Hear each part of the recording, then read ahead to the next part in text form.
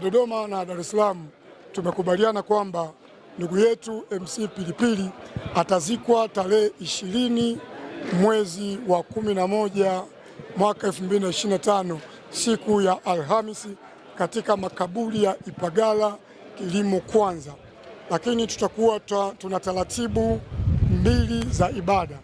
Ibada fupi itafanyika nyumbani siku ya Jumatano, ambapo itahusisha ndugu, jirani, wakazi na marafiki waliotoka mbalimbali hapa nyumbani Swaswa.